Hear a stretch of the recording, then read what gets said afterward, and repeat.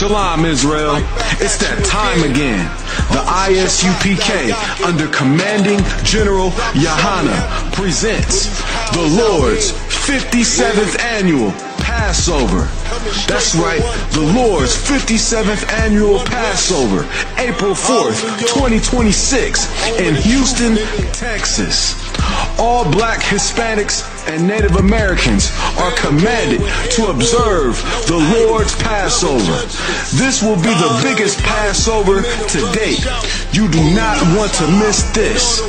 Fresh lamb, fresh wine, and bitter herbs as commanded by the Most High. Only $200 per person ages 17 and up. The biggest event of the year. There is only one Passover, and it's under Commanding General Yahana. See you there, Israel. Shalom. Nobody else there to compare to. Train for war, men of war, and war like apparel. Prefer our leaders, can't get between us. Watch where you stepping.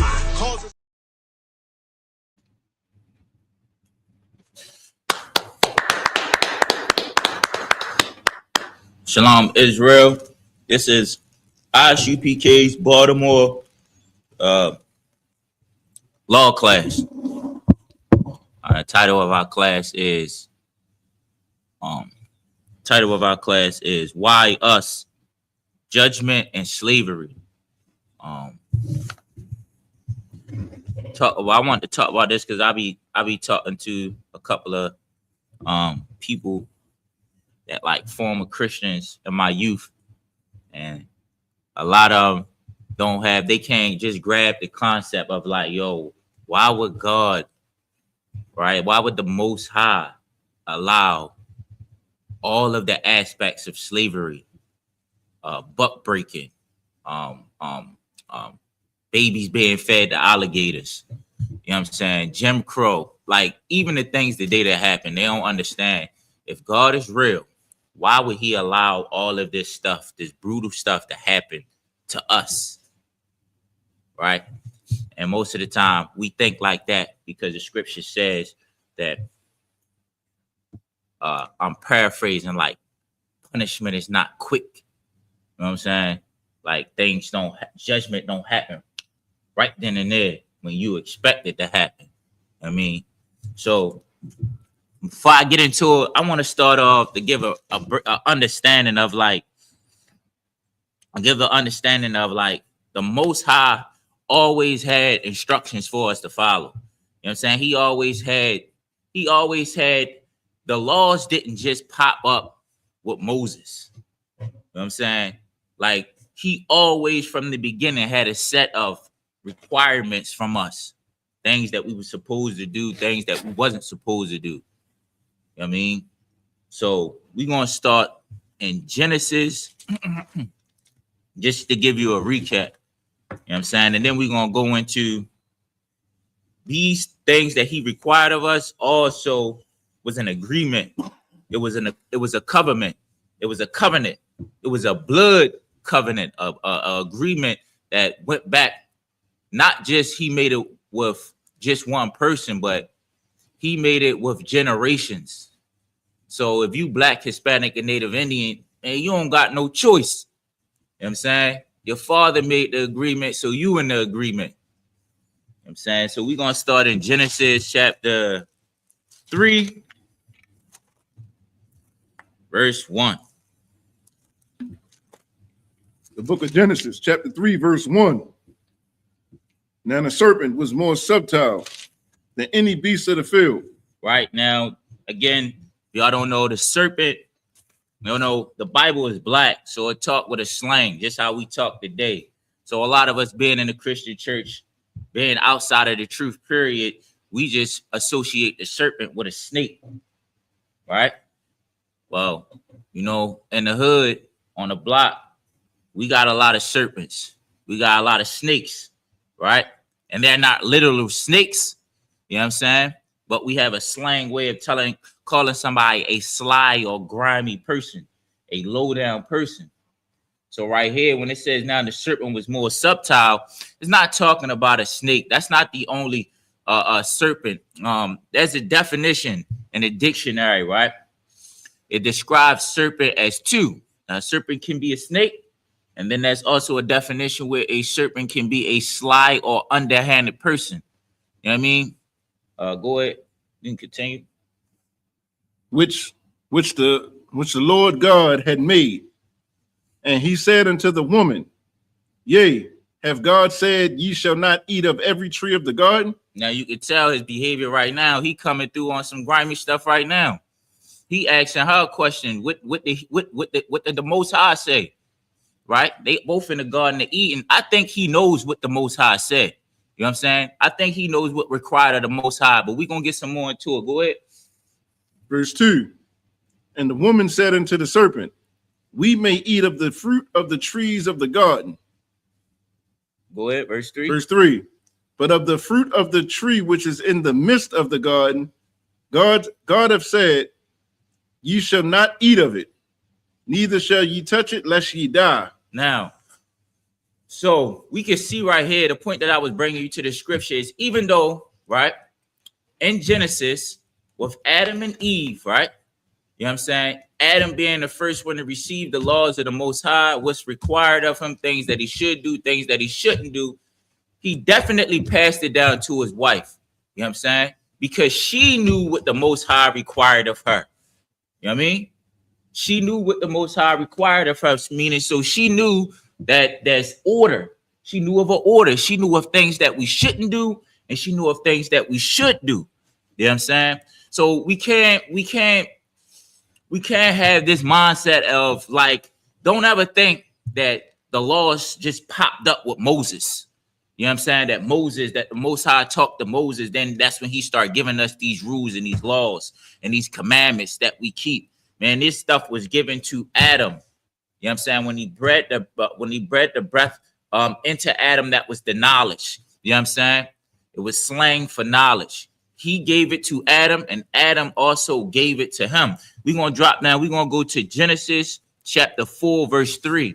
I'm going to give you another aspect of how you know that everybody knew what was required of them of the Most High since the beginning. The book of Genesis chapter 4, verse 3. And in process of time, it came to pass. And process of time is reason why I'm saying in process of time, because in verse 2, it talks about Eve having sons, right? And then over time, then over time, you know what I'm saying? That's what that means in process of time, right?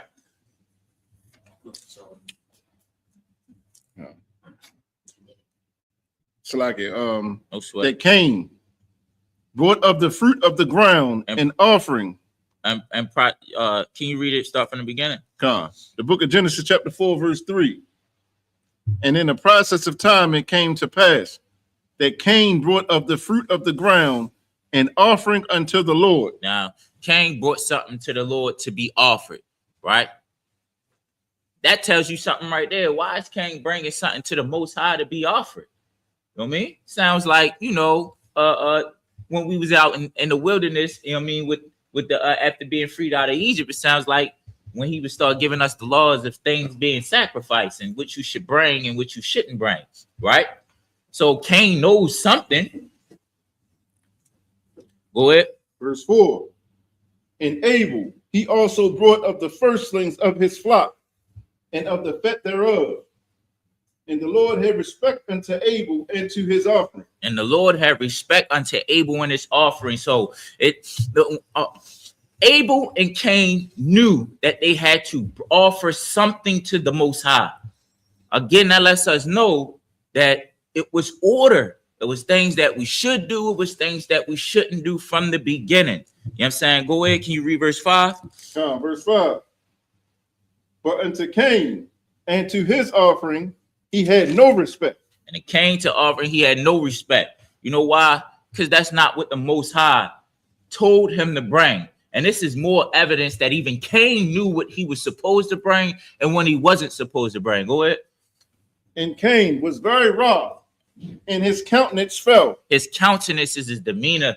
Your countenance is like maybe like your facial expressions. You know what I mean? When you see somebody countenance go down, you see them start to get sad, or you know what I mean? They countenance start to get their expression right? Everything that shows you their expression or how they feel, whether it's their body language or their facial expression, it went down. It lets you know that Cain knew he was upset. You know what I'm saying? He was mad that his offering wasn't accepted. You know what I'm saying? And he knew that what he brought was wrong. I'm gonna drop down. I'm gonna give you one more to explain this even more. Cain talked to Abel. And the Lord said unto Cain, "What not rob?" Matter of fact, can you read verse 7?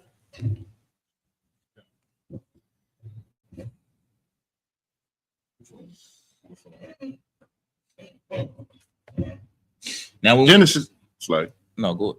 Genesis chapter 4, verse 7. If thou doest well, shalt thou not be accepted? And if thou doesn't, if thou dost not well, sin lieth at the door. So, so this right here sums it all up. Since the beginning, you had things that you shouldn't do, and you had things that you should do, and you had things that you shouldn't do.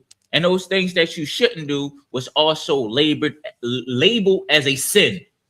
It was already a sin. You know what I mean? So from the beginning, man, we already knew what we were supposed to do and what we wasn't supposed to do. We already had things that we should follow. You know what I'm saying? And, you know, I just want to take you there to let you know, like, from the beginning, and this is a bloodline that leads all the way down to the 12 tribes of Israel. Also agreements, you know what I'm saying, which are these covenants are agreements. This goes into everything that the agreement of we're going to follow the Most High. You're going to be our God. We're going to be your people. I want to show you that from the beginning. You know what I'm saying? I'm not going to get too much into it, but even Noah, right, had a covenant with the Most High. Even the Most High made a covenant with Noah. You know what I'm saying? You mean Noah was from the bloodline of Adam, right? Shem is one of the 3 sons of Noah, and from Shem, Abraham came out of Shem. You know what I'm saying? And you know, just to give you that recap, to get through that, we're gonna drop down and we're gonna go to matter of fact, we're gonna go to Genesis 17 and 19, just so I can show you that covenants was made. The book of Genesis. Give me 1 second. I want to get there with you, sir. Shalak. And the reason why this is important is because, like I said before, a lot of us think that these laws just popped out of nowhere. You know what I'm saying? Like, go ahead. Hey, Sly, if I could, you know, we got a precept for what you're going over to is in the book of Genesis chapter 2 and verse 7, if I could. Genesis chapter 2, verse 7. And the Lord God formed man of the dust of the ground and breathed into his nostrils the breath of life. Right. And man became a living soul. Right. That breath of life is these laws, statutes, and commandments. You see what I'm saying? Because we're considered dead. We're considered dead. If we not keeping these laws, statutes, and commandments, we're essentially dead. You feel me?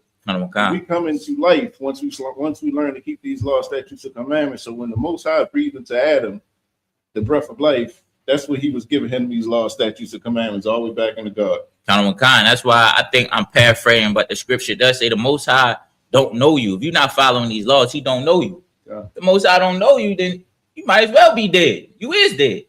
Hey, you living here. You think you alive. You on earth.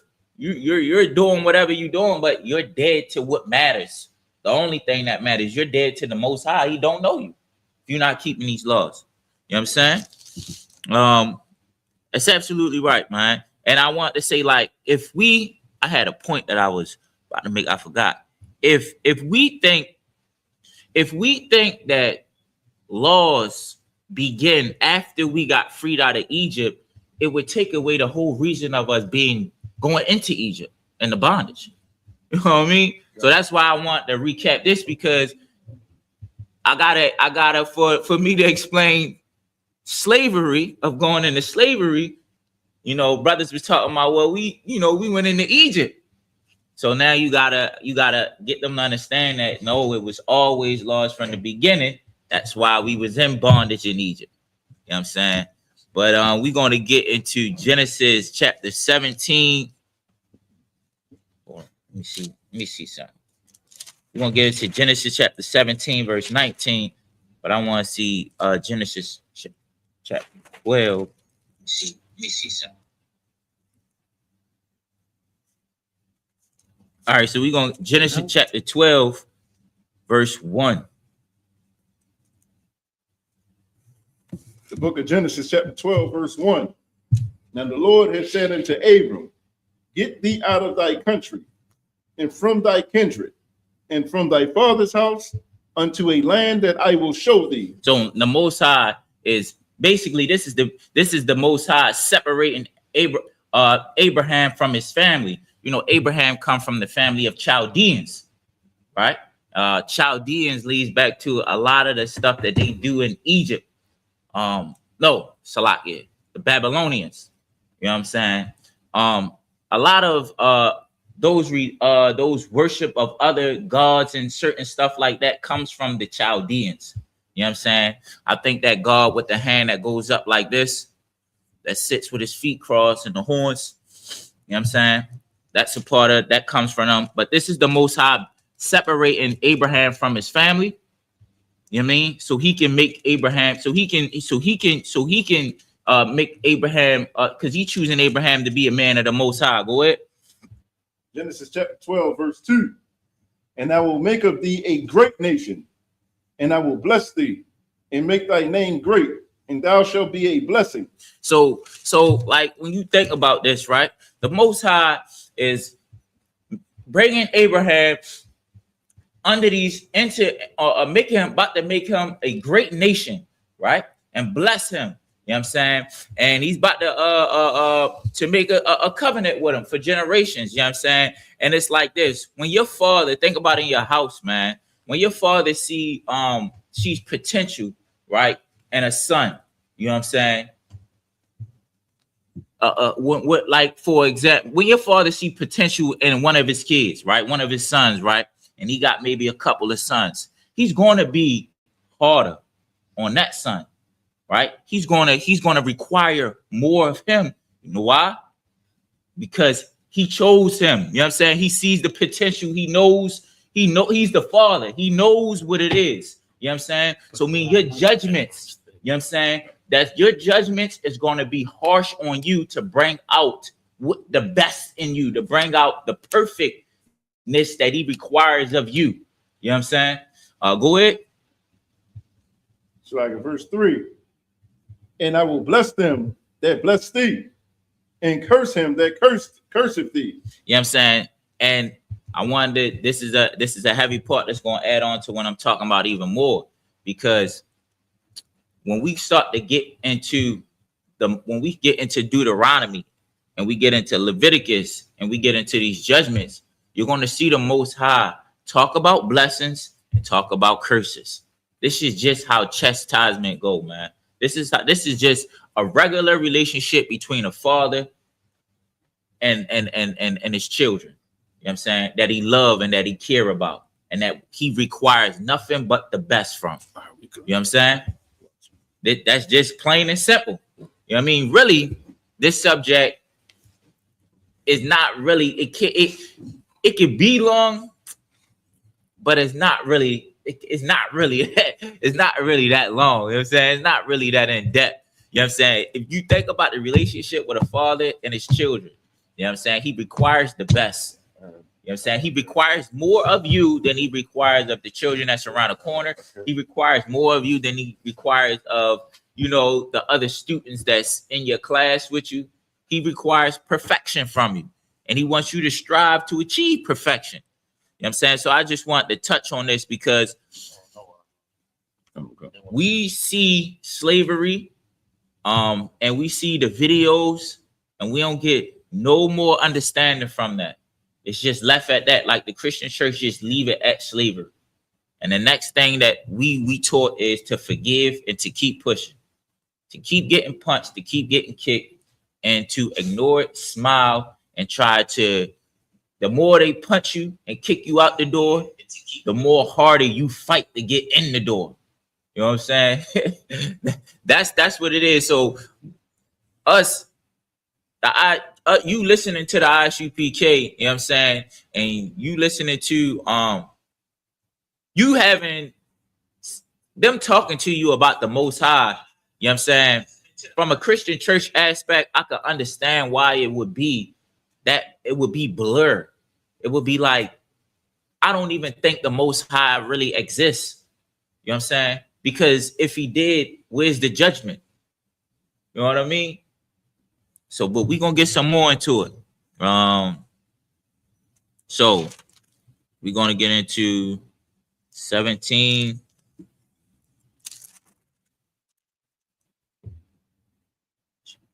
And 19.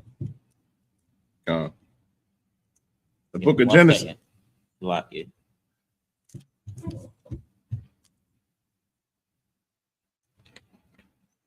Uh, 17. No.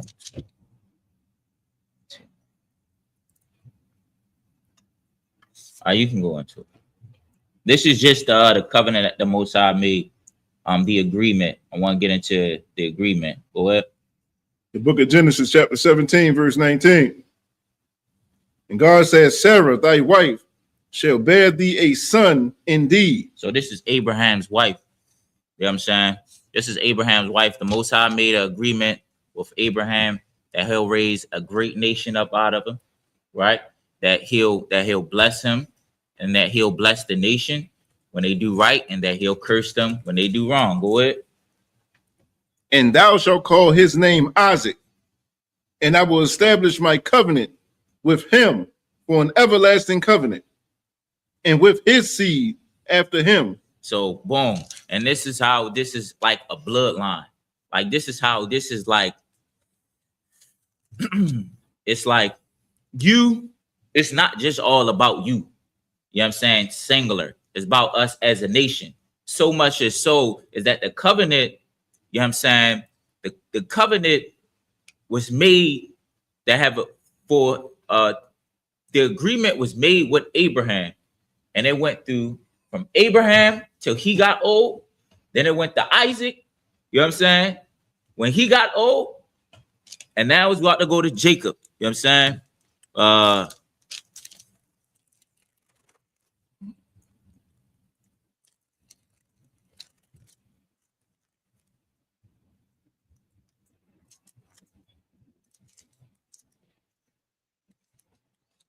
I think it's in Genesis chapter 26.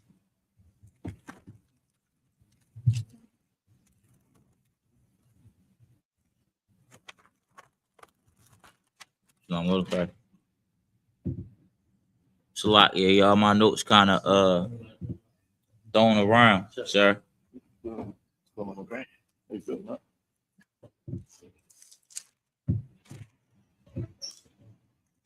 What you looking for?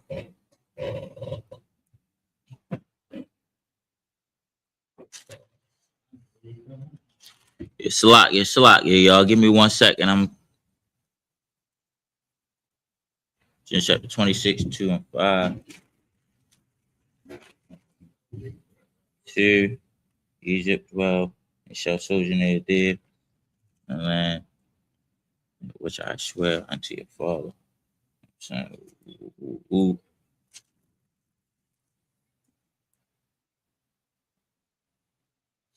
Speaking to Jacob, saying, people who I heard the father speak unto Esau. Jacob said,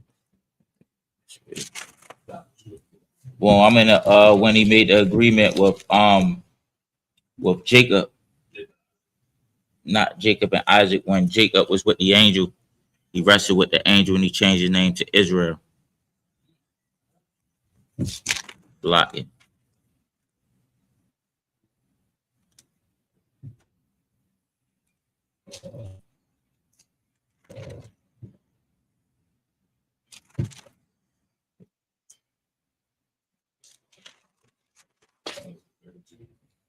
Yeah, it was 32. Come.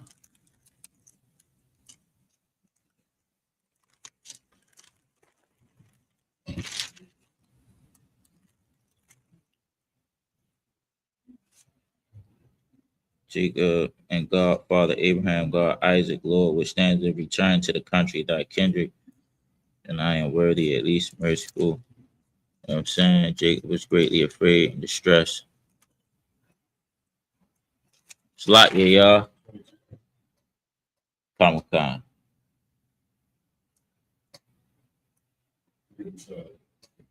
You can go at 24.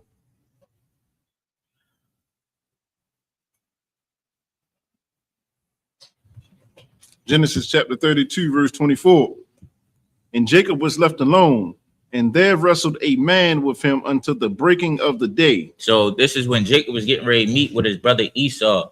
You know what I'm saying? They had a strained relationship at one point in time after Jacob Esau was given the blessing of being blessed with the sword. Yeah, but he sold his birthright. Yeah. Esau was blessed with the sword. Jacob got everything else, but it was because Esau sold his birthright. You know what I'm saying? For a bowl of, half raw soup, which was wicked in the first place. You know what I'm saying? I mean, and he's sleeping right now through the night, and he's about to meet his brother in the daytime. Go ahead. Genesis chapter 32, verse 25. And when he saw that he prevailed not against him, he touched the hollow of his thigh. So Jacob wrestled with the angel. You know what I'm saying? Jacob, the angel came in there, and it was a man, and Jacob started wrestling with him. And, Jacob, the angel saw that he prevailed not against him. And, the angel touched the hollow of Jacob's thigh. Go ahead. And the hollow of Jacob's thigh was out of joint as he wrestled with him. And he pulled it out of joint. I mean, that's what the angel did. Go ahead. Verse 26. And he said, let me go, for the day breaketh. And he said, I will not let thee go, except thou bless me. You know what I'm saying? And Jacob told the angel, I ain't letting you go until you bless me. Go ahead. Verse 27. And he said unto him, what is thy name? And he said, Jacob. Go Verse ahead. 28. And he said, thy name shall be called no more Jacob, but Israel. So Jacob wanted that blessing, and that was, how we come into the truth and we get a new name and we become new. You know what I'm saying? That's what this was right here. But Jacob fought for that. You know what I'm saying? Jacob fought for that. Just like all of us fight different demons when we come in to get our new name. You know what I'm saying? But I want to bring you here to show you, like, yo, even though this bloodline, this covenant was given to Abraham, the father Isaac, and then it was made with Jacob again. Something was given for this covenant, you know what I'm saying, to be made. You know what I'm saying? Something was given, was required of, you know what I'm saying, the men of the Most High to be the one to uphold this covenant. You know what I'm saying? It's not just something that was just given to us. You know what I'm saying? It's not just something that's just, that you take lightly. You know what I mean? And when on the other side, the curses that come, so the blessings you don't take lightly. It's like out in the world, when you work hard for something and you disciplined yourself for it. You know what I'm saying? And it took time for you to you had to change yourself to get it. It holds more weight to you that way than something that's just given to you. You'll take it for granted. You know what I'm saying? And even though, like, the Most High made a covenant with Abraham, Isaac, and Jacob, right? And his word, his yeas mean yea and his no mean no, it was still something was still required, you know what I'm saying, for you to get this. You know what I mean? So as we go on, and we know that there was always laws, it was always order, and the Most High choosing us, and the Most High is giving us this making us a great nation. I mean, making us and requiring us to be His. It was ours, not by just giving to it. It was ours because we earned it. You know what I'm saying? So it means more to us to uphold it. You know what I'm saying? So these judgments, it should hit you harder that way. You know what I'm saying? It should hit you that way because it needs to remind you of what all the people before us went through to keep this. You know what I'm saying? All right, so now we're gonna get into go ahead. If I could too, like, this is a heavy point right here. Like, Jacob, he fought for he fought for a blessing. You see what I'm saying? Khan. He fought for his name change. You see what I'm saying? Brothers and sisters coming to the school. You see what I'm saying? Everything it ain't gonna be smooth sailing all the time. You see what I'm saying? The Lord is going to test you. You know, like I say, prepare your soul for temptation. You see what I'm saying? Like now you're a threat to Satan. Right. You're not a threat to Satan when you're in the world. You see what I'm saying? But when you coming into this truth, man, and you sitting here and you listening and you watching classes, now Satan wants you. Right. You got to fight for this. Fight for that name change. You see what I'm saying? Fight for to keep these laws, statutes, and commandments. You feel me? And that's what Jacob was doing. Right.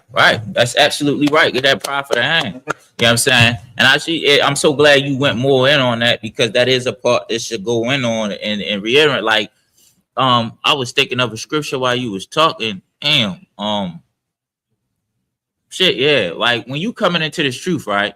You're going to go through the scripture, like a lot of everything in here. It reminds us of the preparation of going through that fire.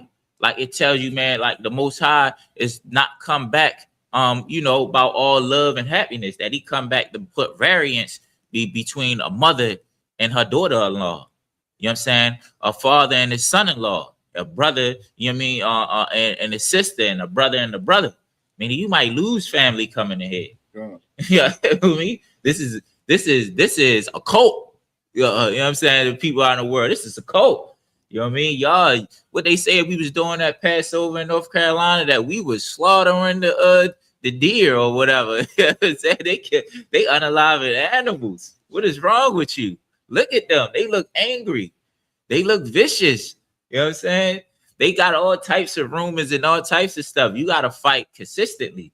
But because when you come in here, you got one brother that does that. Like when the Bible says, and I'm paraphrasing, when the Bible says that, you know what I mean, love thy brother like thyself, like that, all the other laws hang on that. That's why Satan, you know what I'm saying, don't want you in here. Because every person that comes in here that shows sisterhood, that shows brotherhood, you make this kingdom stronger. You know what I'm saying? If you come in here and you obey the Most High, you know what I'm saying, and you take on this brotherhood and this sisterhood, it's unbreakable. You know what I'm saying? Because following these laws helps us keep the brotherhood and make it unbreakable. You know what I'm saying? So the more people that we come in with all their different skills, you think about that. Everybody coming in with all their different skills, all their different backgrounds and knowledge. And already us being the most slickest people in the world. You know what I mean? The most innovative people in the world. You know what I mean? The most people I see, it's a video on YouTube I seen, brothers was locked up. It was 2 tiers. You know what I'm saying? They had this much room. You know what I mean? Under the door, that's it. They getting cooked meals up there on a string.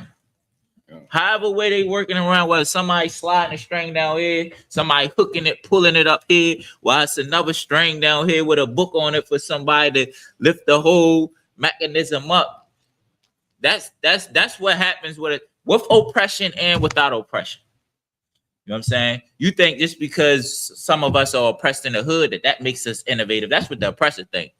He think the only reason we like that is because we have nothing, so we got to make something out of nothing. You got kids that live out in the county that are doing. It's 2 black girls that are in NASA now. You know what I'm saying? Like they're young. I think what they do, they created something, the theory of something. I forget, a relativity or something like that. You know what I'm saying? So what I'm saying is the brotherhood and the sisterhood. That's what makes it so dangerous to these other heathens. And that's why Satan doesn't want you in here. You know what I'm saying? So a fight is required of you to be in here. Right. You know what I'm saying?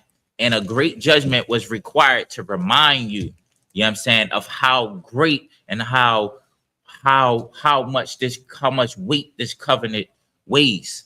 Like that covenant requires people to take over the earth and eliminate wickedness. That is a big thing. So the judgment had to be a big thing. You know what I'm saying? Get Genesis 22 and 16. I think I skipped something, but it's cool. The book of Genesis, chapter 22, verse 16. And said, by myself have I sworn, saith the Lord, but because thou hast done this thing and hast not withheld thy son, thine only son. It's a lot, yeah. Now that's when Abraham was getting ready to sacrifice Isaac, right? I think that's what that was. That's when Abraham was getting ready to sacrifice Isaac. I'm getting to that right now. Let me get to it. What I say, 22 and 16. God. Thing up. Go ahead, read it again. Read it from 15. Book of Genesis, chapter 22, verse 15. And the angel of the Lord called unto Abraham out of heaven the second time. Verse 16. And said, by myself have I sworn, saith the Lord, for because thou hast done this thing and hast not withheld thy son, thine only son. Go ahead. Verse 17. That in blessing I will bless thee, and in multiplying I will multiply thy seed as the stars of the heaven and as the sand which is upon the seashore. Man, and he's going. So this is when this is Salaki. I skipped this. This is the sacrifice that Abraham was getting ready to make with Isaac. He was required to bring a sacrifice, and Abraham brought Isaac up there to be sacrificed to the Most High. You know what I'm saying? And it was really a test. You know what I'm saying? And this right here was like, was required of Abraham. You know what I'm saying? It was to test him to see what would he do for the Most High? What would he do for the Most High? This adds to Jacob in that fight. You know what I'm saying? It adds into, you got to go through something and you're going to be tested. You know what I'm saying? You're going to be tested. You got to go through something. You know what I mean? Who are you going to serve? You're going to serve the Most High? What you going to do? Or you going to be in your feelings? You're going to do what you want to do. You're going to do what you feel like you can deal with. I can't deal with this. No, that is the ultimate, that is a sacrifice, man. When we go through things, we're going to have to take a sacrifice, just like the Most High. We're going to have to sacrifice something in our life for this truth. You know what I'm saying? Something going to come up. Some type of test going to come up to prove you. And some things you're going to have to let go. You know what I'm saying? Some things you're not. Everybody goes through the same thing in here. You know what I'm saying? You know what I mean? So I just wanted to expound on that to show y'all like that was in order with the Most High from the beginning. That was agreements made. You know what I'm saying? And these agreements not only with our father Abraham, our father Isaac, and Jacob, but these agreements is made with us too. It's a bloodline thing. You know what I mean? Brother and sister. You know what I'm saying? You're going to be tested. You're going to go through things. And what are you going to do? Are you going to prove, you know what I'm saying, that you deserve, you know what I mean? That the Most High was right when he chose you. You know what I mean? And is not something that you can't deny. Like, I don't want to do this. If you Black, Hispanic, and Native Indian, you don't have a choice. It's a bloodline. It's in your blood. You know what I mean? We watch so many movies, Officer Matazabai. You know how before you was in the truth, you watch so many movies about like kingship and like uphold the family jewel, keep it. You know what I'm saying? And the music and his greatness. You know what I'm saying? Now it's finally you. Now it's finally you. It's finally that drug dealer. You know what I'm saying? Or that sister that was out there stripping. It's finally you now. All that, everything that you ever thought about, that you watched on TV, that they made movies about you.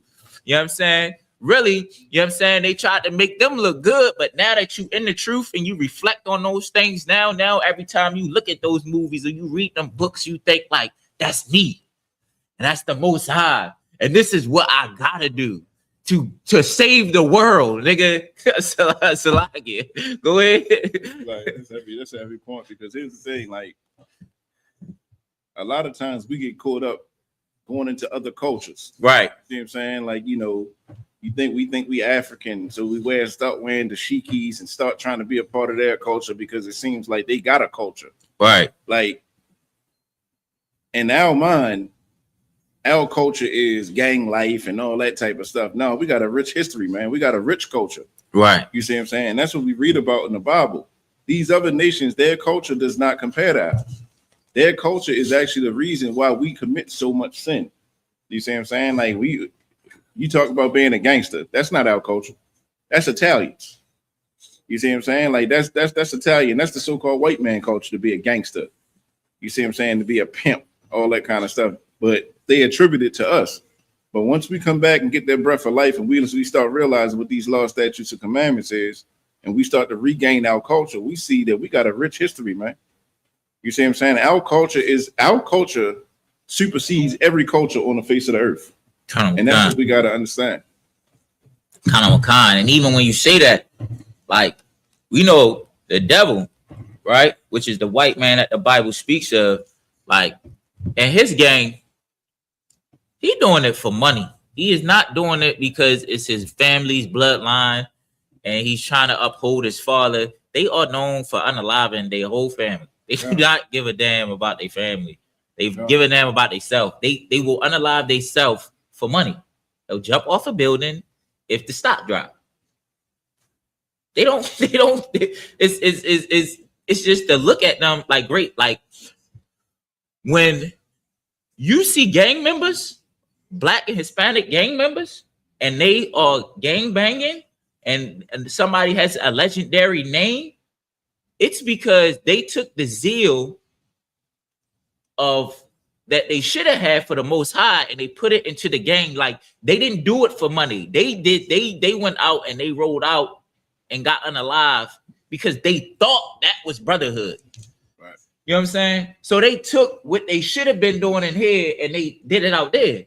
And the white man, when he's riding out in that gang, he's doing it for money. You know what I'm saying? Because when he's riding out with all of his homeboys, he's going to get, if he get the money, he's going to tell on them. Like the Italians do. He's going to tell on them and run off with the money to Cuba or the Bahamas or whatever, and you'll get another sequel. You know what I'm saying? So that's just how it is. That like we are people, we were made this way. You know what I'm saying? Like, even when we try to be like the heathen, you can still get the glimpse of it in us. You know what I'm saying? So, with that being said, now we have our understanding, right? I hope everybody have an understanding of the Most High having an order since the beginning, the severity of the agreements on both sides, the Most High making it with us making it with the Most High, how it is not just about us. This is a bloodline covenant. You know what I'm saying? That the curses and the blessings don't just affect you, it affects generations on down, right? And it affects all the way into the fate of the world, right? So now with all that being said, and you think about slavery, right? And you think about if we don't follow his laws, right? This will happen. Give me Deuteronomy chapter 28. Right. Matter of fact, Salakia. Don't go there. We're gonna get give me Genesis 37:2. Salakia. The book of Genesis 37. Chapter 37, verse 2. These are the generations of Jacob. Right. Joseph, being 17 years old, was feeding the flock with his brethren. So Joseph, I think, was the last son of Jacob, right? Joseph had two sons, and they were added in 12 tribes. Ephraim and Manasseh, which made it No, Jacob wasn't the last son. Benjamin was the last son. But Salakia, you know what I'm saying? Joseph was one of the sons of Jacob. You know what I'm saying? He had two sons, Manasseh and Ephraim. And those two sons were added into the 12. They're already the 12 tribes of Israel. Huh? Say it again. They represent Joseph. They represent Joseph. Salakia. You know what I'm saying? And you can't, they're from the bloodline. You know what I'm saying? So they're one of the 12 tribes of Israel. So boom. Us going into Egypt, right? So this is kind of like a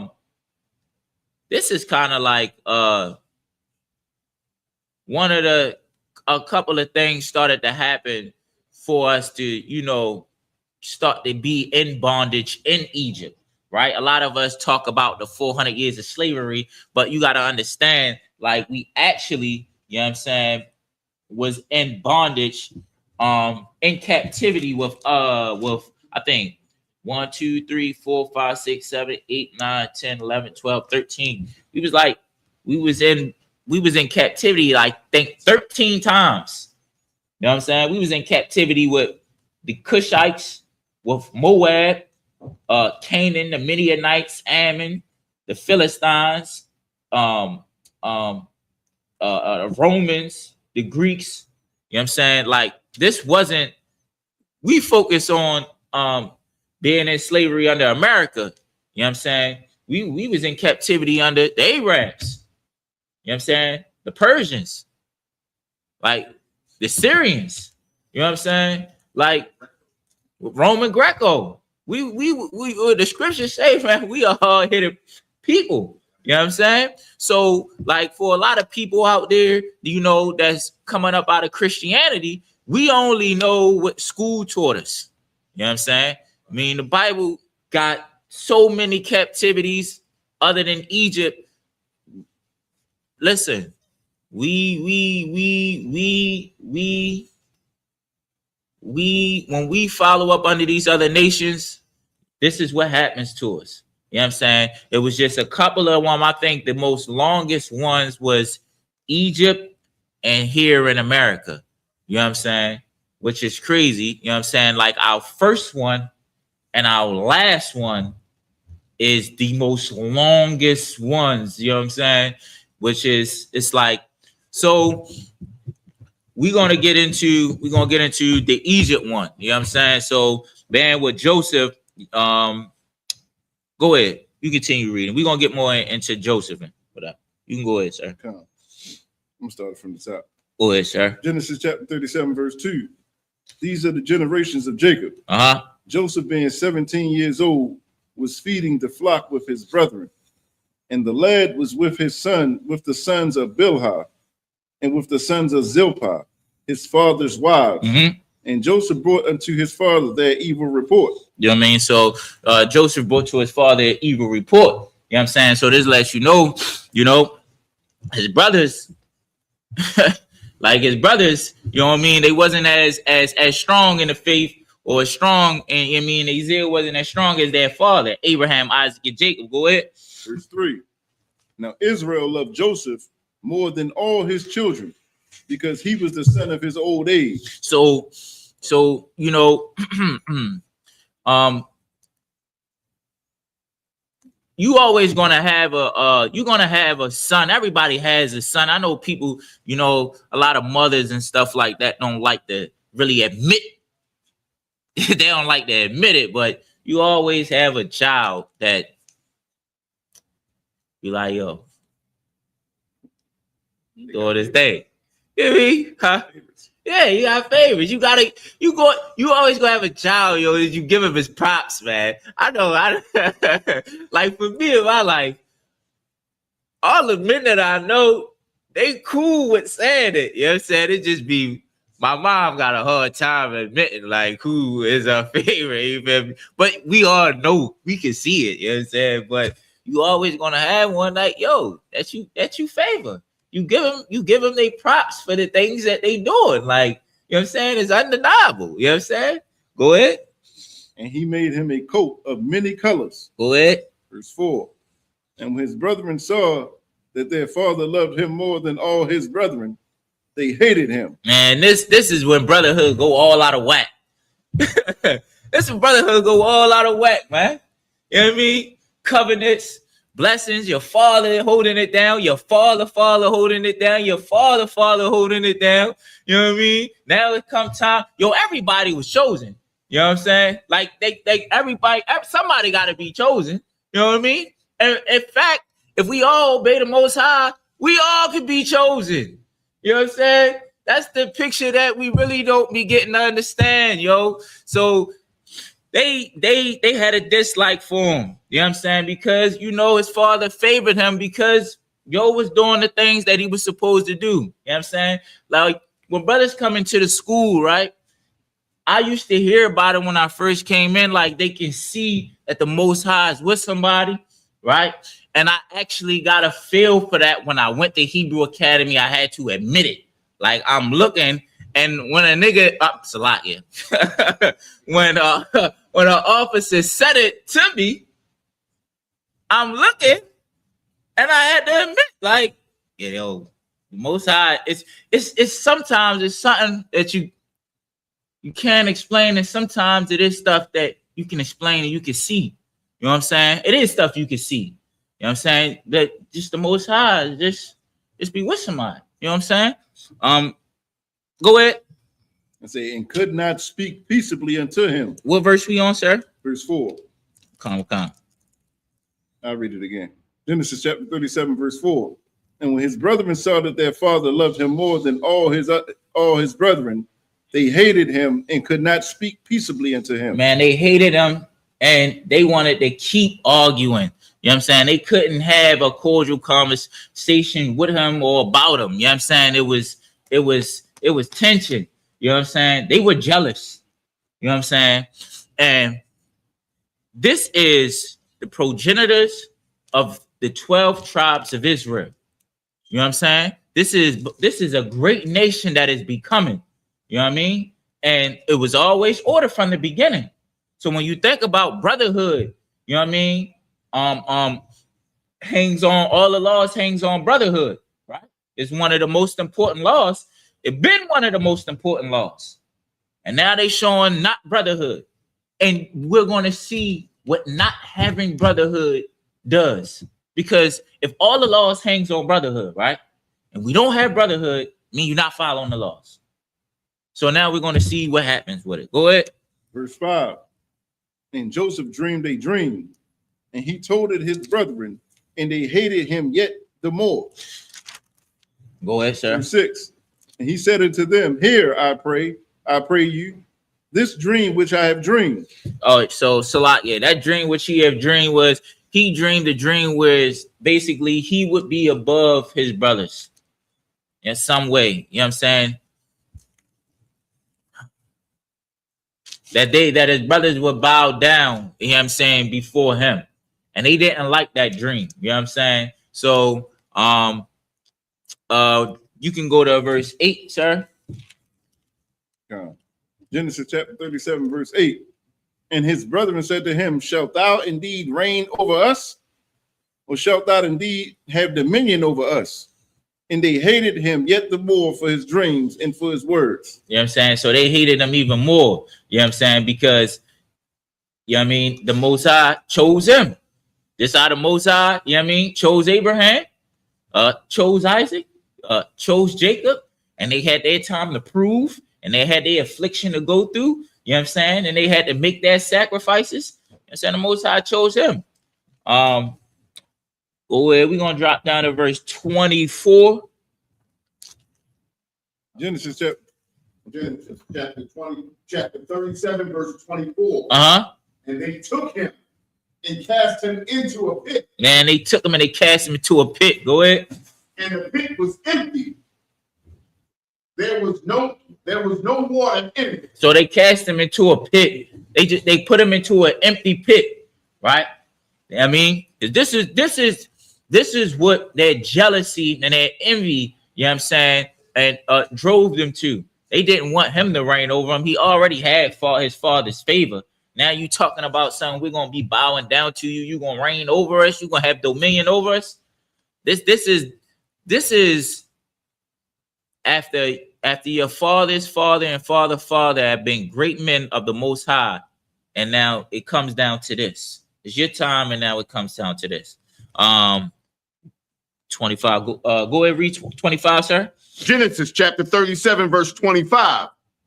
And they sat down to eat bread, and they lifted up their eyes and looked, and behold, a company of Ishmaelites came from Gilead.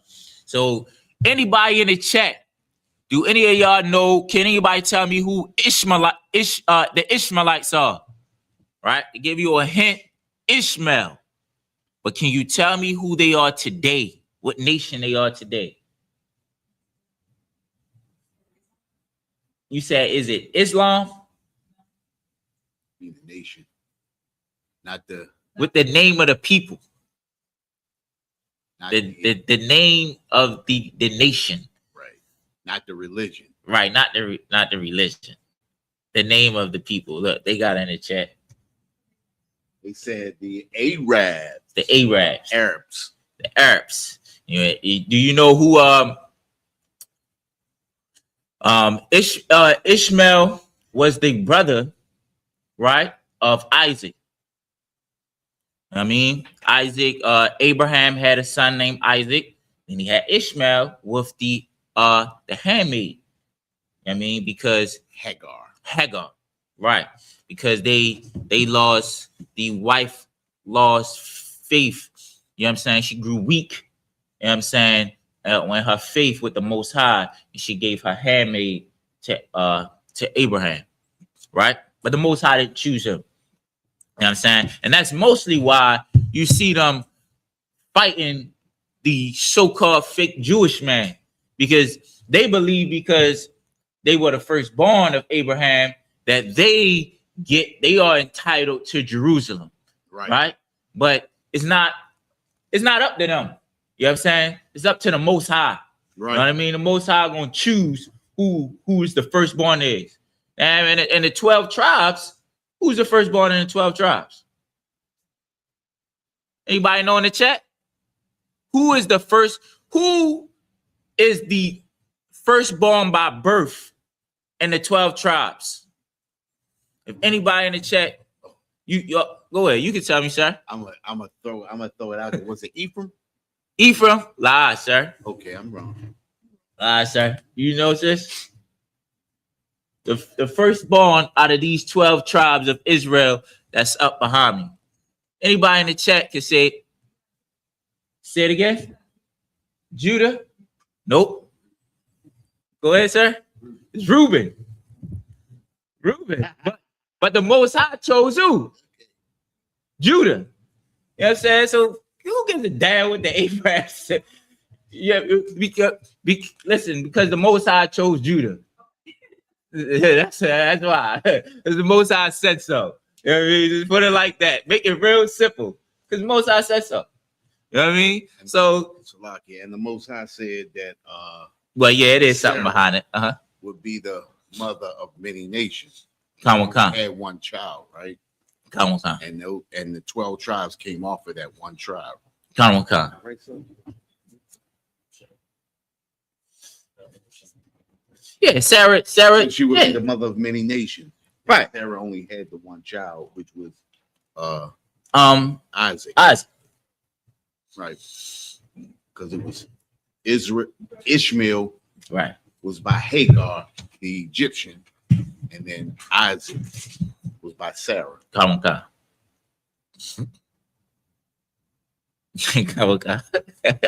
that?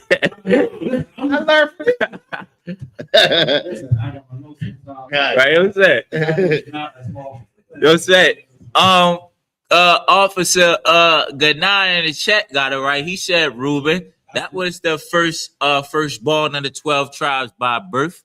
You know what I'm saying? So I was just bringing that up because, you know, the goddamn Arabs, they want to go out and AK-47 everything for a land that's not theirs, that never was theirs. You know what I'm saying? It's just the way it is. The Most High gave you a blessing anyway. That's how fair the Most High is, right? The Most High just didn't just throw them away like some garbage. You know what I'm saying? The Most High made him a goddamn prince. Right. You know what I'm saying?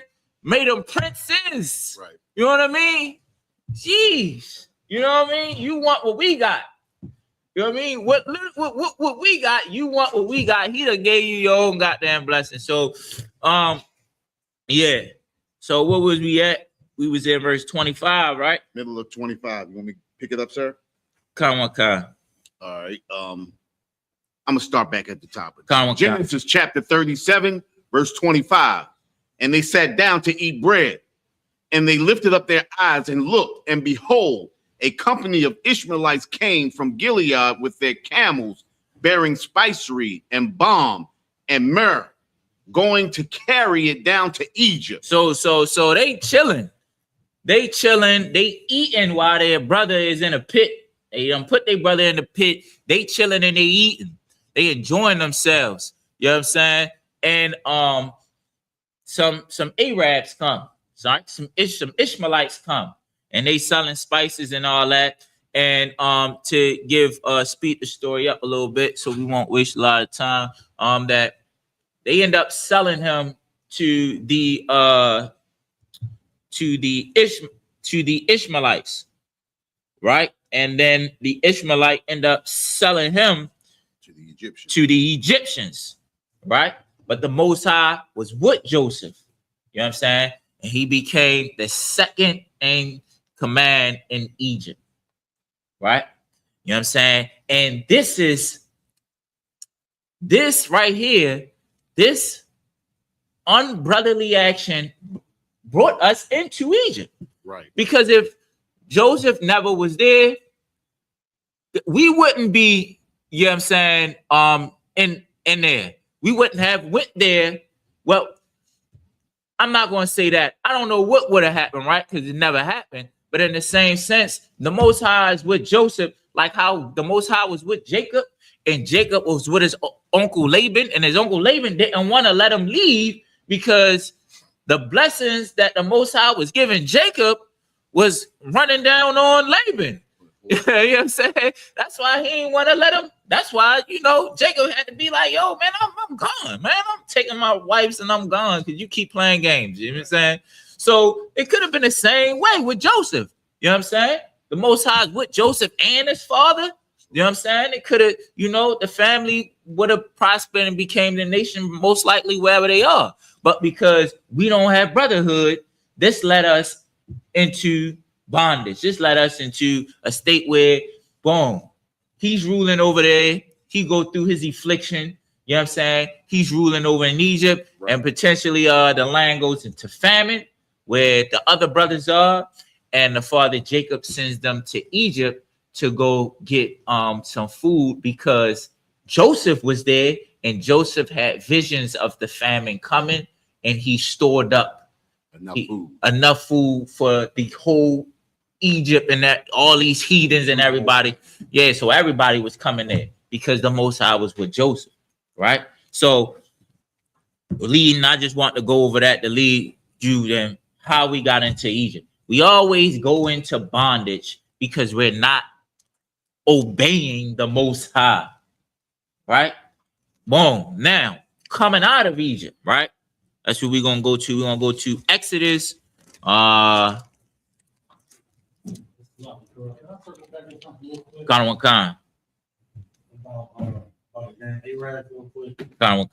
That's why they always cling on to Ishmael. They always pushing Ishmael in their doctrine because they know they Ishmaelites. Right. And they trying to make Ishmaelites the promise or the chosen because they know that they are descendants from Ishmael. You can't talk about that with no black Muslims. Exactly. Because they don't know anything. They don't know anything. I say that to them because I'm like, yo, all right, we talking the Bible is fake.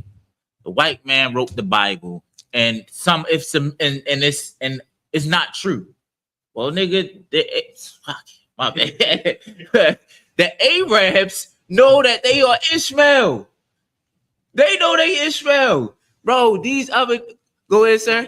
Finish. These other nations know who they are in this book, but they know who you are. You know what I mean? Why you think that's probably why they going back and forth with this war. Because the talk of the 12 tribes of Israel is probably coming up. You know what I'm saying? Now and then, like, bro, we can't go too far because you know how it's going to end. You know what I'm saying? Well, you know what this say. You know what I mean? Probably the leaders of today, they probably just like fell into the propaganda and doctrine anyway. They probably think the Bible not real. You know, Israelis extorting other nations. Kind. Off a lie. Off a lie. Kind. Right. Come on. No, that was I give him a hat. That was absolutely dynamic what he brought out. You know what I'm saying? Because these other nations know who they are. They know who they are. They claiming a inheritance off of who they are. You know what I'm saying? Off of this book. You know what I'm saying?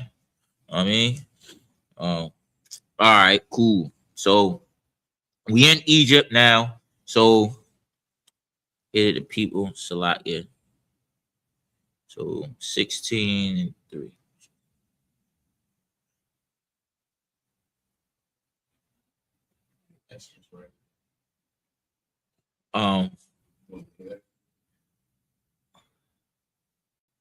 Okay.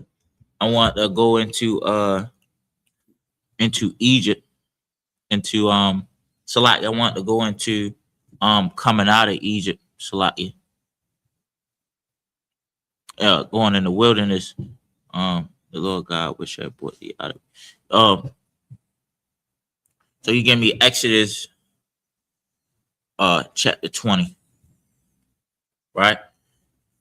So as we know, boom, Moses came, right? He's getting us out of Egypt, right? He's Moses was raised up by the Most High, right? He's freeing us out of Egypt from up under Pharaoh, you know what I mean? And this cruel leader, Joseph, has passed away, right? You know what I mean? So when so it's like the process, the practical process of us coming into Egypt, because they save food and it's famine all over the place, so we're gonna come in here to get food. And then now it's like, all right, cool, let's stay here, let's chill. Our big bro, he running the joint anyway. I mean, in a sense. So we cool right here. We can, and then you grow as a nation in this land, right? And now Joseph passed away, right? And a new leader comes up, you know what I'm saying? And then another one, and now the memory, the reputation of Joseph being in the land of Egypt is no more, right? And so now we're in bondage up under Pharaoh. You know what I'm saying? I mean, we're working, we're building, we're making his kingdom great, like here in America, how we made America great with slavery, right? We had masons, brick masons. We got all types of architects that were slaves, carpenters. You know what I'm saying? Sidekicks to these pseudo inventors, right? You know what I mean? Pseudo means fake. Pseudo inventors, right? You know what I'm saying? Where they ain't even invented. I mean, a lot of electricity they didn't invent. You know what I'm saying? Their slave assistant was the one who catapulted the theories and the inventions about a lot of things. So, you know, we made America great like we made Egypt great. Right. You know what I'm saying? We built it up. You know what I'm saying? So now in Exodus chapter 20, we coming up out of here. What? Exodus chapter 20, verse 1. And God spake all these words, saying, verse 2, I am the Lord thy God, which have brought thee out of the land of Egypt, out of the house of bondage. Out of the house of bondage, right? So when you ask, why are we in slavery, right? If you ever ask why we in slavery, why was we in slavery in Egypt? Because we didn't obey our God. You know what I'm saying? That made an agreement with our fathers that we can't escape. You can't escape it. You know what I'm saying? You gonna do it, or the Most High is gonna do what He want with you. Right. You know what I'm saying? That's just the way it is, right?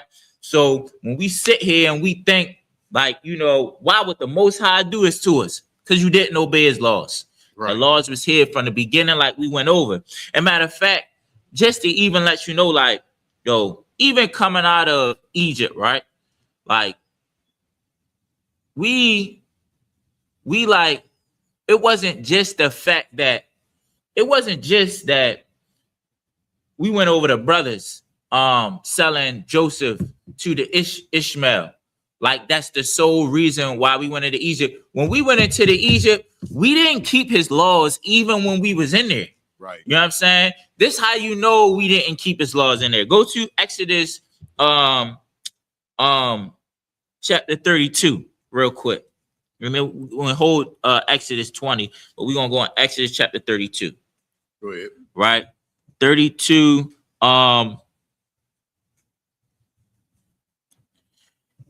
It's gonna be when the people, Aaron said unto them, when hold on, it might be again when the people saw that Moses. Okay, right from verse 1.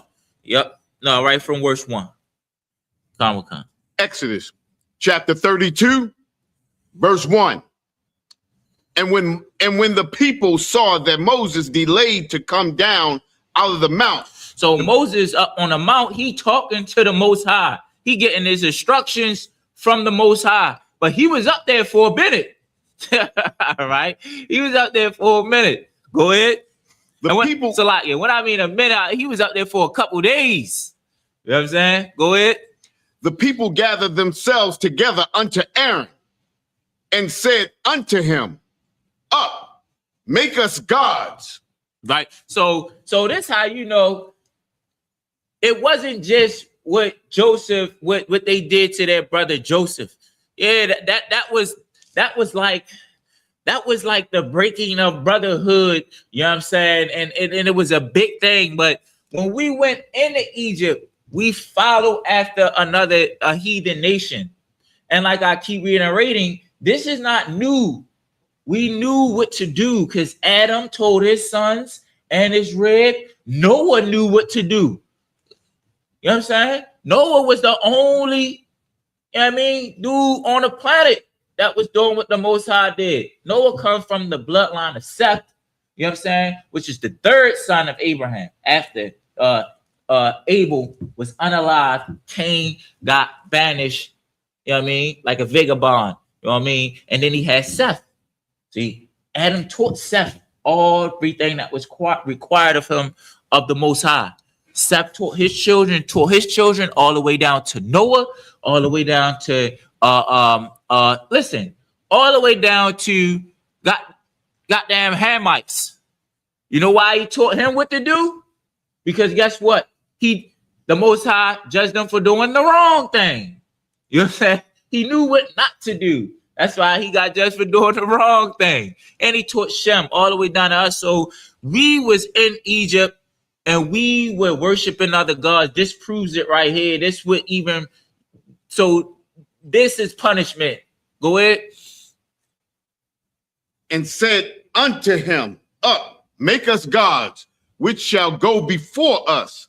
For this Moses, the man that brought us up out of the land of Egypt, we wot not what is become of him. So goddamn, they huh? What happened? Yo, listen, look, they don't have no patience.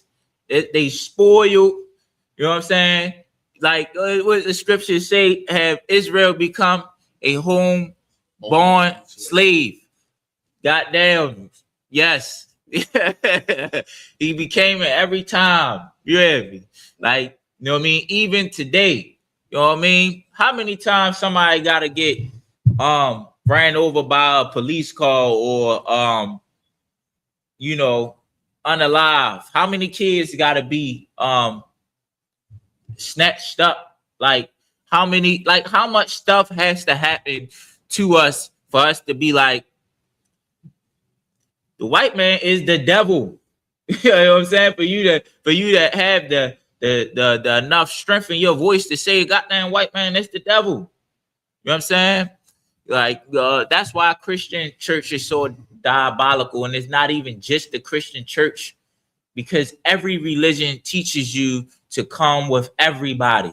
Like we think going into Islam teaches us to have some type of what's the word? If I don't say it right, secluded, or like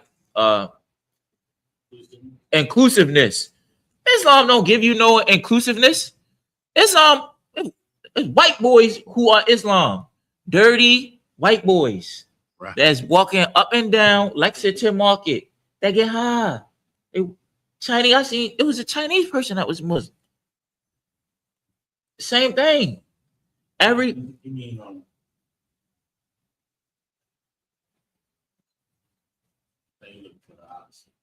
What you mean? Inclusiveness. They do teach inclusiveness, or they don't? They don't. Inclusiveness mean like just us. No. Inclusiveness is exclusive. But inclusive means included. They don't teach us exclusive. You know what I'm saying? It's a lot, yeah. Yeah. They want to join everybody. Every religion joins is with everybody. And that is the problem with Israel. Right. These heathens, you know what I'm saying? Us not having brotherhood, and these heathens, you know what I'm saying, got a lock on us that like we just won't let go. They keep us in this. You know what I'm saying? Yeah.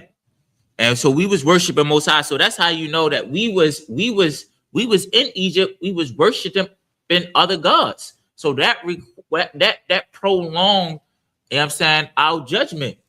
You know what I'm saying? It prolonged this. Right. You know what I mean? Boom, we're gonna get some more into this.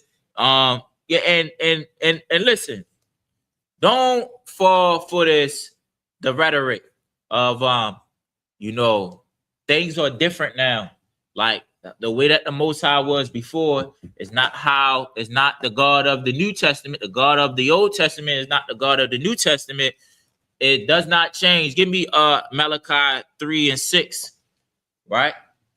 Like the Most High requires the same thing all the way through the Old Testament, all the way through every bondage, all the way up into the New Testament. You know what I'm saying?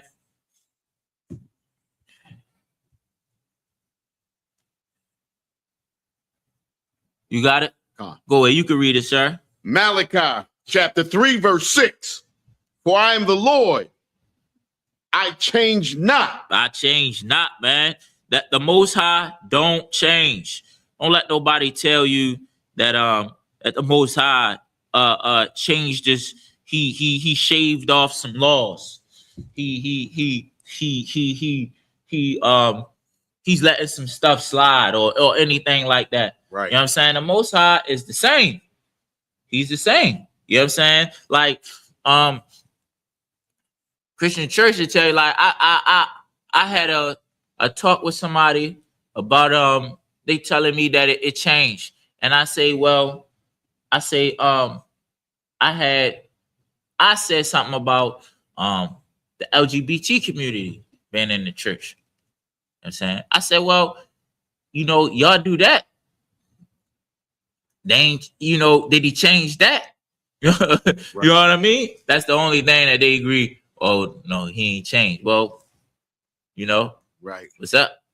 They don't have no answers for it. But they'll tell you that the laws change, right? The laws ain't changed. You know what I'm saying? They still keeping the 10 Commandments. 10 Commandments is old. You know what I'm saying? Moses did the 10 Commandments. Why they ain't changed? I don't see nothing that that your Christian church is a bunch of mush and mumbo jumbo. You know what I'm saying? Malachi 3:6 said, "For I change not. You know what I'm saying? We gonna get some more into this. For the and the Most High is not like what slavery in America, here in America, right? The Most High is not, he's not okay with this. You know what I'm saying? Like in the scriptures, you hear him, you hear the prophets expressing themselves. You hear the Most High expressing themselves about this. Give me we gonna go to Revelations 16:6. All right, I heard another. All right, and then we're gonna get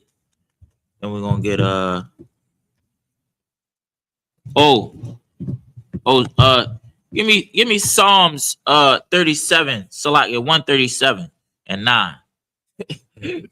137 and 9. Like, I think this will hit y'all better. I asked some people to come in the chat too. Hope they in there.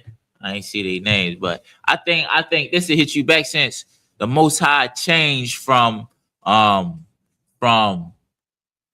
God of the Old Testament is different from the God of the New Testament, huh?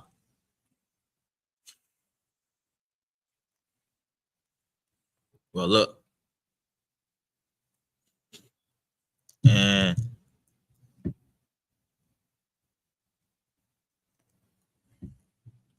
it is a payback is required, right, of these other nations for what they did to the children of Israel. You know what I'm saying? You ready for Psalms? Yep, I'm gonna want Psalms 137. Then I'm gonna ask you for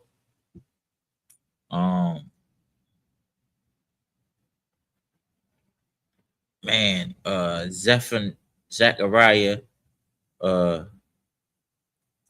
Give me 1 second.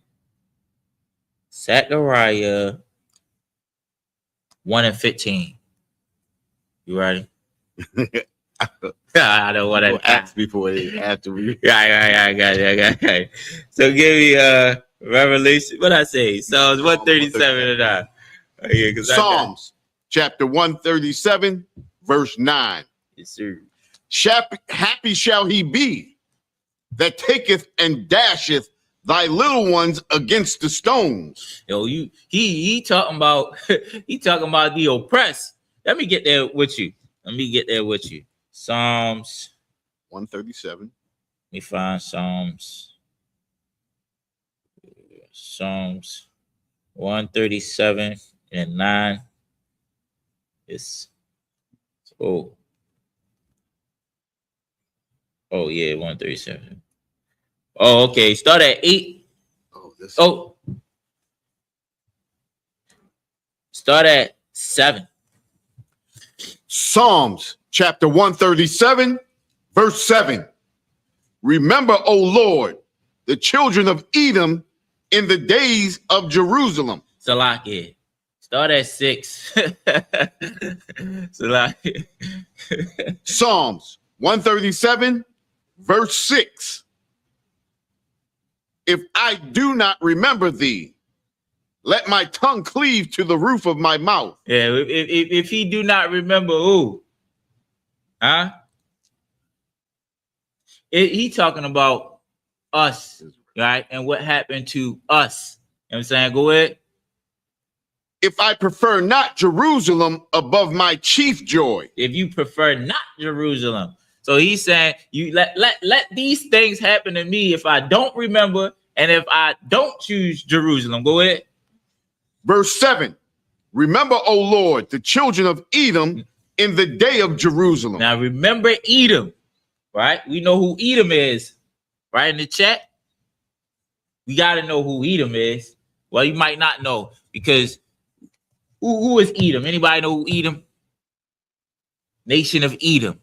If you know who Edom is in the chat, put who Edom is in the chat, right? And also, Salakia, sir. what I'm saying? It's about that time we show the Passover video. You know what I'm saying? You know what I'm saying? But in the chat, put who is Edom? Put it in the chat. Who is Edom? Because I know we saying a different word. We're acknowledging them as a whole, right? We be back after this. Shalom, Israel. It's that time again. The ISUPK, under Commanding General Yahana, presents the Lord's 57th Annual Passover. That's right, the Lord's 57th Annual Passover, April 4th, 2026, in Houston, Texas. All Black, Hispanics, and Native Americans are commanded to observe the Lord's Passover. This will be the biggest Passover to date. You do not want to miss this. Fresh lamb, fresh wine, and bitter herbs as commanded by the Most High. Only $200 per person ages 17 and up. The biggest event of the year. There is only one Passover, and it's under Commanding General Yahana. See you there, Israel. Shalom. Nobody else there to compare to. Train for war, men of war, and warlike apparel. Prefer our leaders, can't get between us. Watch where you stepping.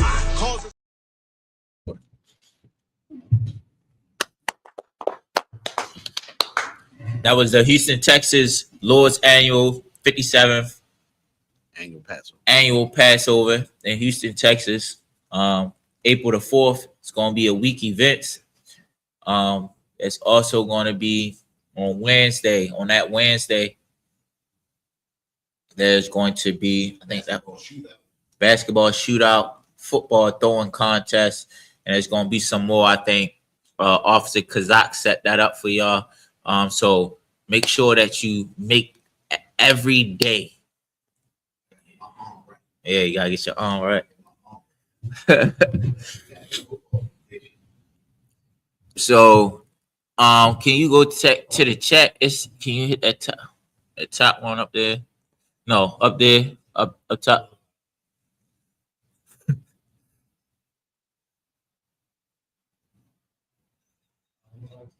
Anybody say nah? So, Edom is Esau. Esau is a individual, right? AKA the devil. And as a whole, they are the nation of Edom. Right. So verse 7, you started from the top. Psalms chapter 137, verse 7. Remember, O Lord, the children of Edom. Remember Edom. You know what I'm saying?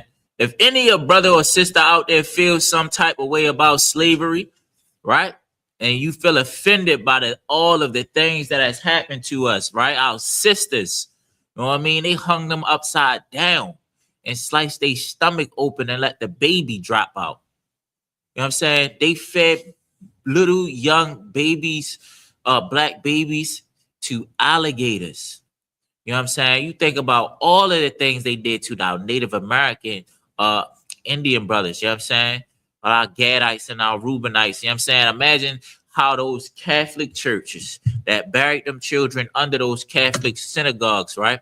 What they had to go through before they was unalive, that torture. You know what I'm saying? You think about everything that to the 12 tribes of Israel, because we've all been through a tremendous amount of trauma. You know what I'm saying? The Most High remembers all of this. You know what I'm saying? And we're gonna get into after this. I'm gonna take you to Zechariah. But go ahead. He said, remember, O Lord, the children of Edom in the day of Jerusalem. And the day of Jerusalem is when the Most High comes back for his children.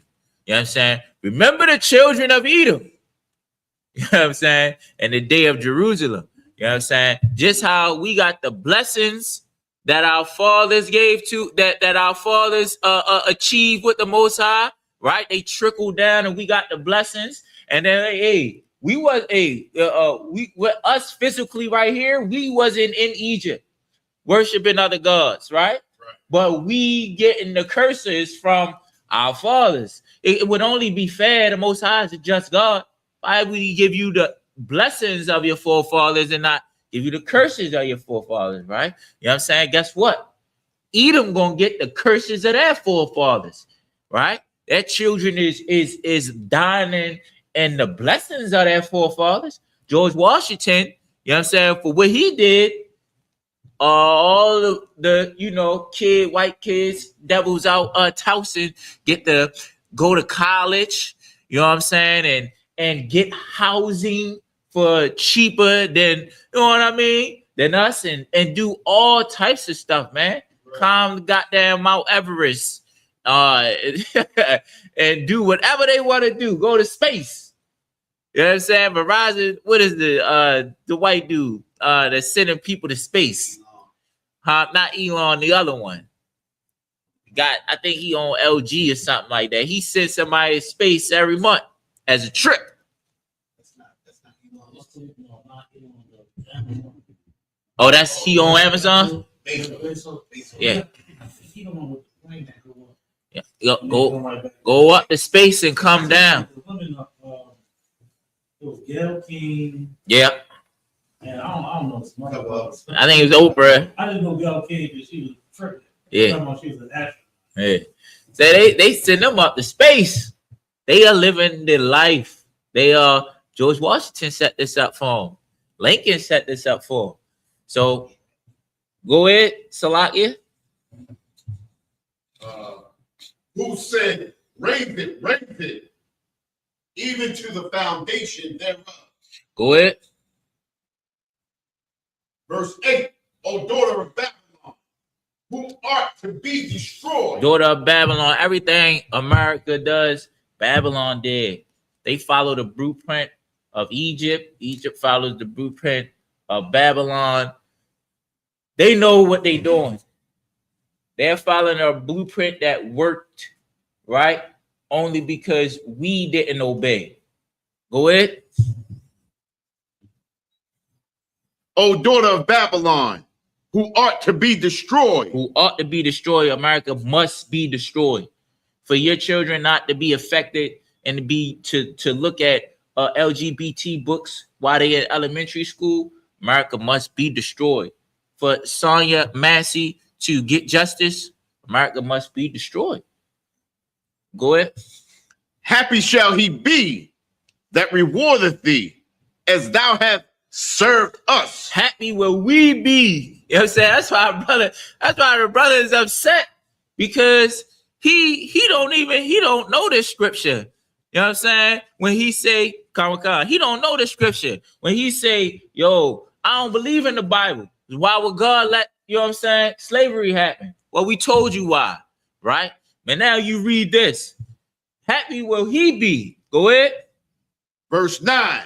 Happy shall he be that taketh and dasheth thy little ones against thy stone. What the little ones? Anybody, what do you think he talking about when he say the little ones? What do you think he talking about when he say the little ones? I know the Christian church wanted to be all love, man. You see Dave Chappelle when he was the KKK member, and he was blind, and he took the thing off, and their heads blew up like a whole Christian church head blowing up. When they read this scripture, right? You know what I'm saying? The little ones, not the little ones, sis, not the little ones. Officer Matham. Little one. How happy shall he be to dash their little one? That's how Sonia Massey son feel. I think that's probably how her son feel. Well, the Most High does have justice, right? Because he said in the scripture above it said, happy shall he be that rewardeth thee as thou hast served us. So I think Sonia Massey's son would be happy. You know what I'm saying? If he came into the truth and got the privilege to see Justice. You know what I'm saying? Yo, don't slavery was goddamn, it was needed. That was the only way that we could get to the point where as though somebody like it. I want to say the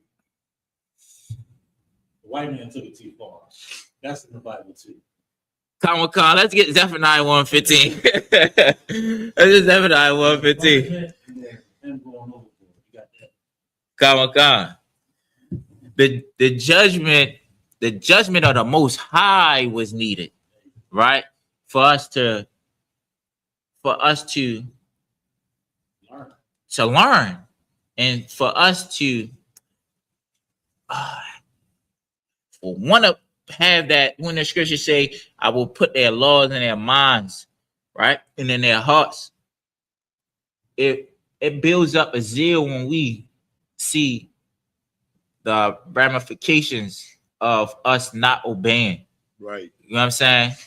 Because, you know, we is a hard-headed people, so it gives us something to look at and say, listen. You know what I'm saying? Huh? Yeah, we can't go back. You know what I'm saying? Go where you got Zephaniah 1:15. Zephaniah chapter 1, verse 15. That's gonna be my last scripture. I had two more.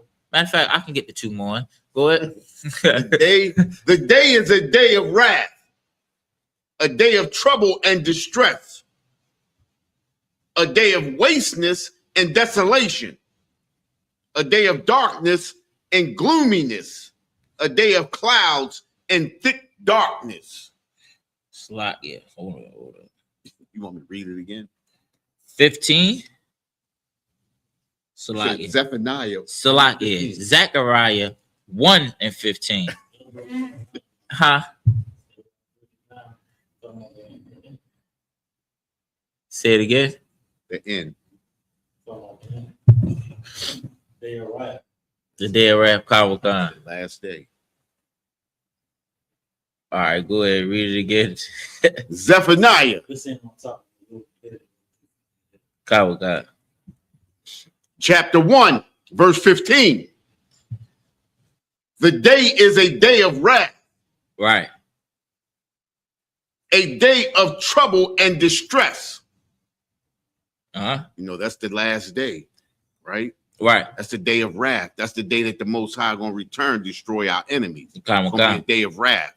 The Lord sent Christ, my Salakia, sir. That's a day of trouble and distress. It's going to be a trouble and distress for our enemies. Come. All of the nations that took advantage of us, it's going to be, what do they call it? The day of reckoning. You understand? It's a day of when you charge everything on that charge card and you get that bill in the mail, it's a time to pay the bill. You're right. You understand? And this is, you know, when you read about it, this is absolutely the opposite of whatever the Christian church is telling you. They telling you it's going to be like, you know, the sun is going to be the most shiniest on that day. You know what I'm saying? Rainbows and laughter and all of that. No, it's not. You know what I'm saying? What? A day of wasteness and desolation. You know, wasteness and desolation.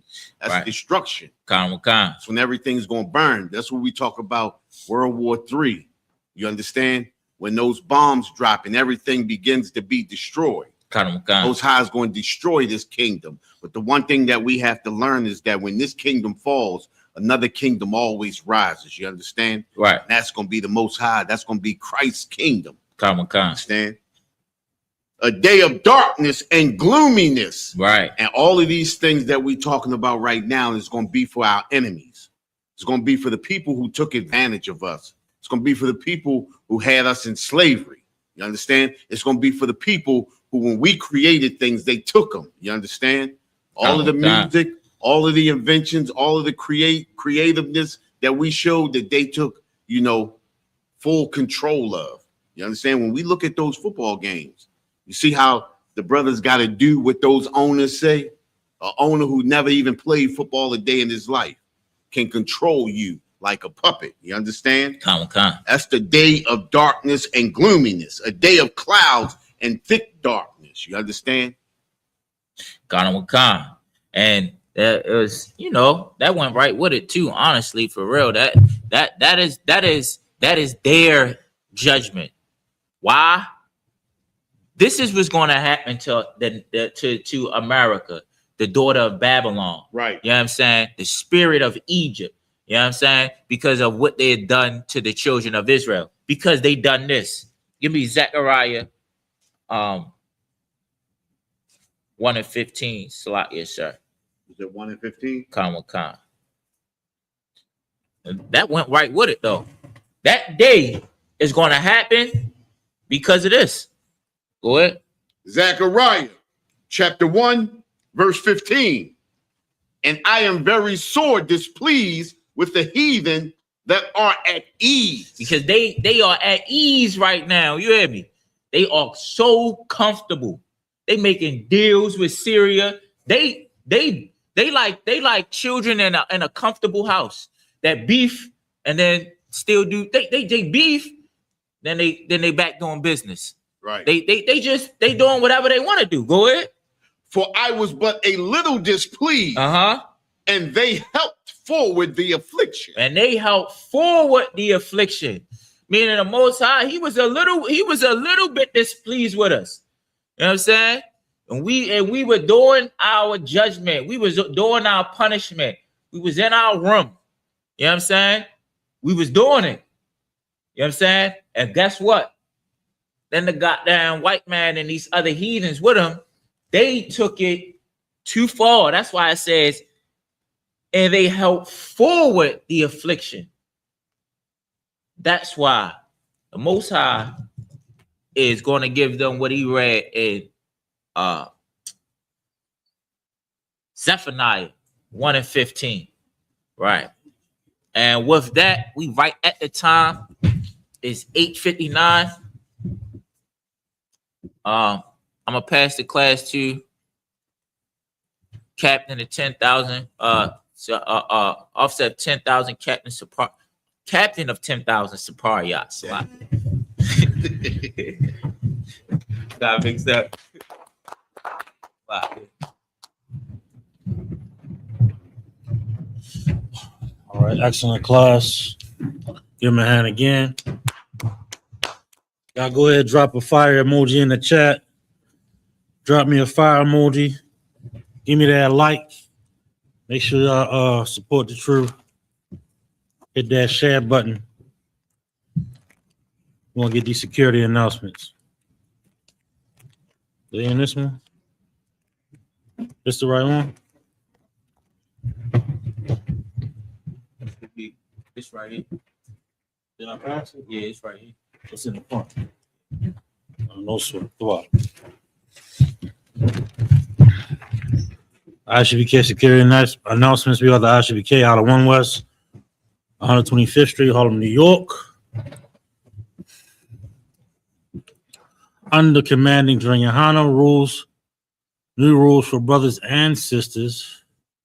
When a new brother or a sister comes into the school, they are off limits for 6 months. They are to be saluted only. They are here to shed themselves of the world. After 6 months, if a brother or a sister has an interest in a particular person, he or she must get permission from the head to speak to a brother or a sister. There's another 6 months in which the brother or sister will court each other. After this 6 month period, the brother or sister will get permission from the head to marry. Ties, which is a commandment. You can find this in Numbers 18:21 and Malachi 3:8-10. Means 10th in Hebrew. And it's pronounced by Aishara. 10% of every penny of any increase the Lord gives you to the treasury. The Lord gives you. Give to the Treasury Department or teacher. Priest fund, free will offering. For priest, not mandatory. What's the amount you would like to give? Upcoming holy convocations. What's the next one, y'all? Right now we in Hanukkah. That's why we got the lights on. That's why we got the new gear, the new flare in the school. Check out the table. The next one is Passover. I don't think it's a closing joint. Purim. What's the date on Purim? Should be right there on the board.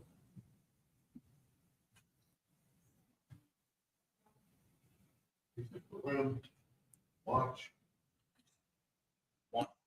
Monday, 2nd, March 2nd. March the 2nd, March the 3rd. We're going to be at the school here. And we're going to be opening up a room. All right. Remind Akim and Akwaf to check on social media such as ISUBK.com, Facebook, Twitter, YouTube, and so on for ISUBK events and materials. If a brother wants to be a trooper in the school, then he is to start wearing all black, which includes black boots, shirts, pants, headband, or scarves. And with that, in the visual, I imagine, which means stand. We're going to give one courtesy salute to the teacher, Minavisual, Imayim Shabbat, Imayim, Barak, Yahaba, Shem Yal Shabrakata, Yayimata, Saul, which means turn. Sisters, Imayim, which means stand.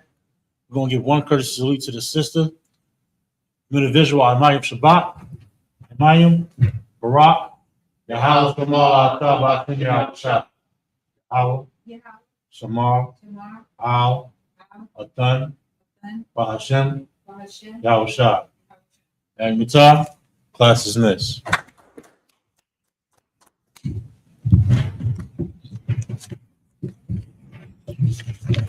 Shalom, Israel. It's that time again. The ISUPK, under Commanding General Yahana, presents the Lord's 57th Annual Passover. That's right, the Lord's 57th Annual Passover, April 4th, 2026, in Houston, Texas. All black Hispanics and Native Americans are commanded to observe the Lord's Passover. This will be the biggest Passover to date. You do not want to miss this. Fresh lamb, fresh wine, and bitter herbs as commanded by the Most High. Only $200 per person ages 17 and up. The biggest event of the year. There is only one Passover, and it's under Commanding General Yahana. See you there, Israel. Shalom. Nobody else there to compare to. Train for war, men of war, and warlike apparel. Prefer our leaders, can't get between us. Watch where you stepping.